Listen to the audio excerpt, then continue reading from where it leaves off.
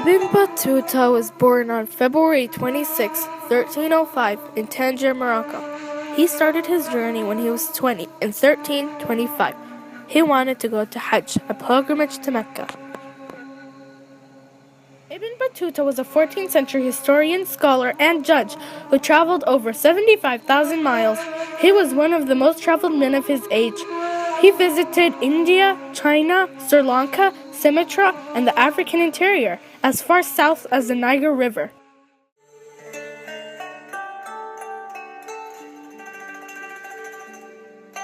Ibn Battuta headed to Egypt. On the way, he stopped by the busy city of Tlemcen and caught up with a caravan of people, also going to Hajj. For Muslims, traveling has always been related to the religion of Islam, but it was also done for exploration and exchange of knowledge. For Ibn Battuta, traveling to Mecca was an opportunity to acquire knowledge of his religion, Islam. The travelers arrived at port of Algiers, and they camped outside waiting for the pilgrims to join them. They continued through the mountains, forests, and valleys before reaching Bijaya. In Bijaya, Ibn Battuta became ill, but he continued his journey and said, "If God decrees my death, then my death shall be on the road with my face set towards Mecca." Next, they reached Constantine. Ibn Battuta met the city's governor, and he gave Ibn Battuta money and a fine woolen cloak. Ibn Battuta's party traveled very quickly, pushing out night and day without stopping. Their next stop was Tunis. Tunis at the time was a bustling city, with a population of about 100,000, also called the city of art and learning. When Ibn Battuta and his party entered Tunis, he wrote in his diary that he felt very homesick. "I felt so sad at heart on account of my loneliness that I could not restrain the tears that started in my eyes, and wept bitterly. But one of the other pilgrims, realizing the cause of my distress, came up to me with a greeting and a friendly welcome, and continued to comfort me with friendly talk." Ibn Battuta spent about 2 months in Tunis. He stayed in a college dormitory where he met other scholars and judges and exchanged ideas and information. Finally, he left Tunis with a bigger caravan of pilgrims. He went to Tripoli, next where he got married to the daughter of a scholar who was also traveling with the same caravan. From Tripoli, he continued to Egypt. The caravan proceeded with no troubles or difficulties. Ibn Battuta completed 2,000-mile trips across the Maghreb in about 8 or 9 months.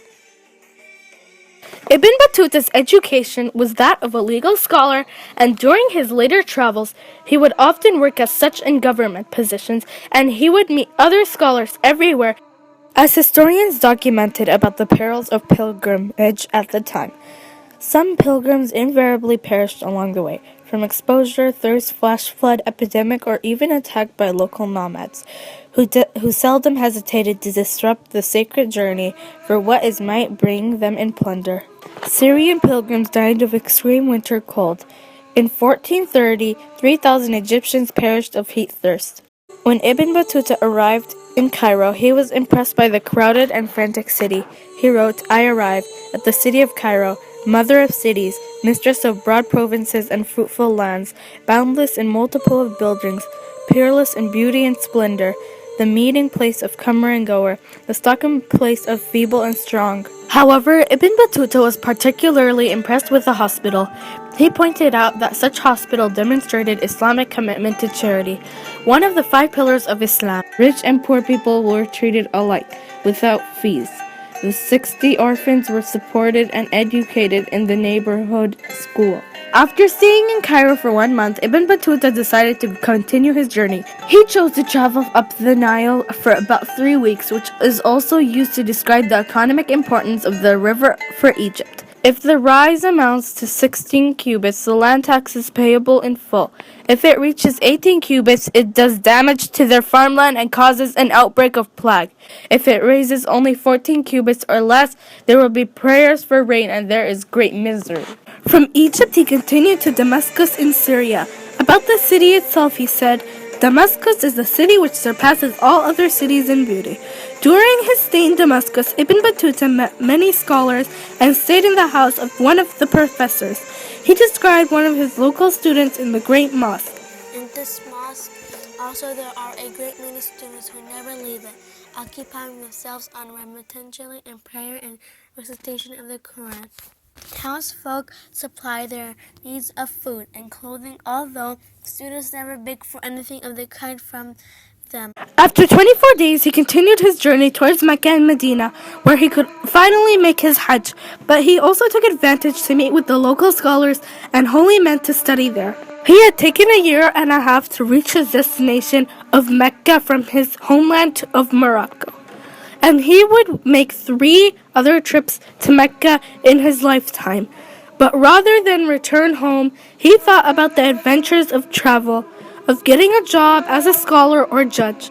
He had heard about the opportunities opening up to ambitious and learned men in the court of the Sultan of India. On November 17, 1326, Ibn Battuta left Mecca and joined a caravan of pilgrims in an official caravan of the Persian state. He mentions that the wife of the Caliph had paid for water tanks and wells along the road to keep travelers safe. When Ibn Battuta arrived in the region, Persia and Iraq were still suffering from the effects of the Mongol invasion. But Ibn Battuta also witnessed positive effects of the Mongol rule on Persians. After the Mongol convert to Islam, they became Parthans of Persia. Ibn Battuta continued to explore the areas of Iran and Iraq and then continued towards China. In Delhi, he was given a welcoming gift of 2,000 silver dinars, and a house was set up for him. He had to endure turbulent times as the ruler Muhammad battled with rebellion against him. He ended up being sent to the Chinese court as an ambassador. On his way to China, he lost his fleet, and before he continued, he had to fight battles. He also worked as a judge in the Maldives for some time before he continued for Sri Lanka, where he got into a terrible storm. After encounters with pirates and other difficulties, he managed to finally reach China. In China, he admired much what he saw. He observed the silk is used for clothing even by poor monks and beggars, but he also stated, "China was beautiful, but it did not please me.